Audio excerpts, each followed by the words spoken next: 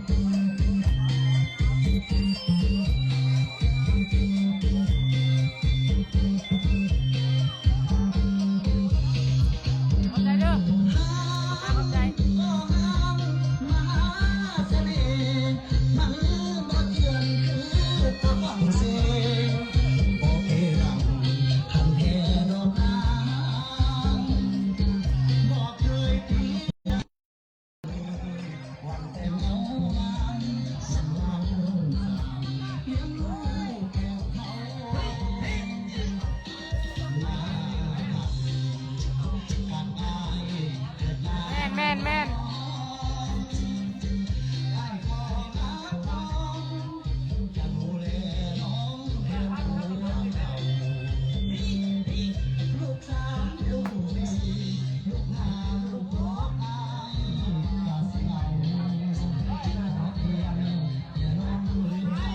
เจ้าสาวเนี่ย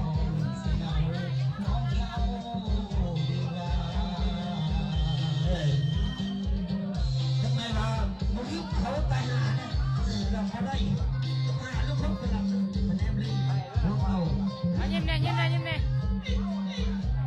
สุขสันต์ได้ก็ได้จะเด็กตัวนึงเราเดินม้วนไปหน่อยเลยขอบคุณในหลายแขกกับบ้านทั้งกับครับคนคออ่อนเนาะนี่เนาะอันนี้คนคออ่อนนี่คนคออ่อนอันนี้คนคอแข็ง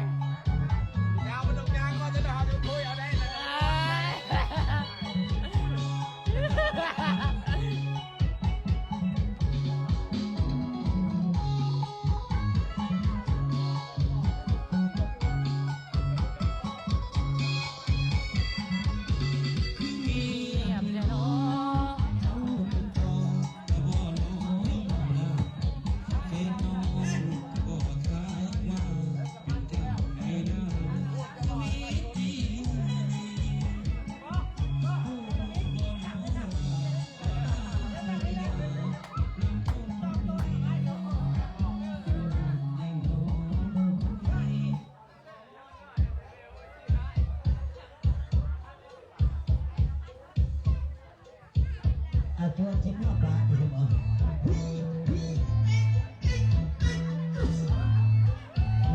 เอาตัวแก้วยกจอบข้างในนะ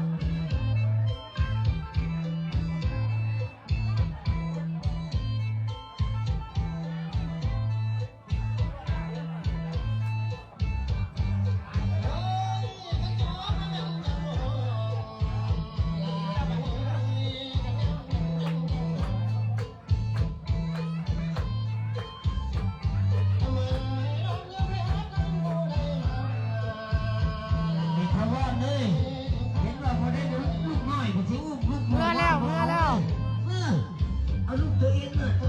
แบกสบายพ่อนะโดนแล้วเรามาแพ้เรามาล้างเรามานี่เหรอเฮ้ย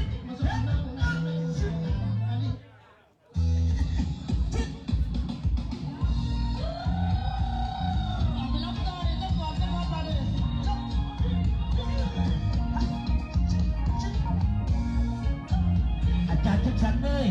เอาใจวัยรุ่นไหนเอาใจผู้เฒ่าในเด้อผู้หญิงเด้อเจ้าเด้อวัยรุ่นไทยได้ผู้เฒ่าไทยได้เว้ยเมื่อดาวเมื่อบ้านกันเลยบ้านแม่สมองเจ้าโดย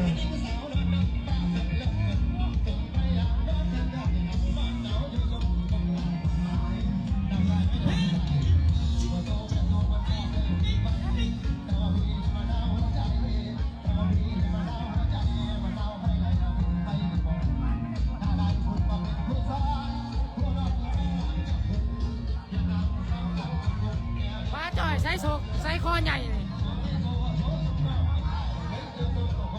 ก็ได้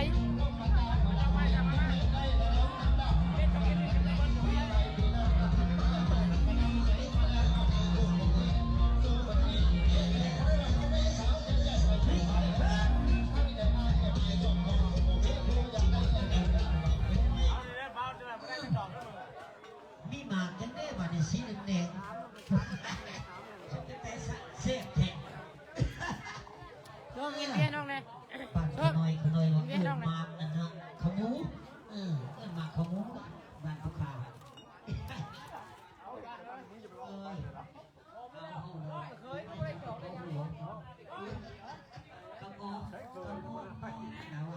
บ้านมีจะมีจอกวงสร้างโอ้ยโตคงให้งวงสร้างมันมีนี่นะกีฬาไอ้พวกธรรมดาเจ้าภาพเอาจอกเอาโทรศัพท์หล่นมาตามบ้านอยู่ดีมีแหงนี่เอาทำไหมบ้านงวงสร้างนี่อ๋อเดี๋ยวมาให้ส้มเอาจอกแก้วเนาะส้มเอาจอกแก้วมานี่ในน่ะไปคนหาสังโลกป้าหน้าผมถูกว่างเรา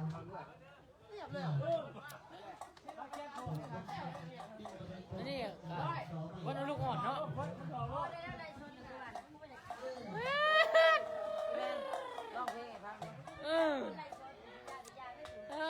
เนาะเห็นว่าสาวพรเนี่ยก็ยังดังโอ้ยนอกเขา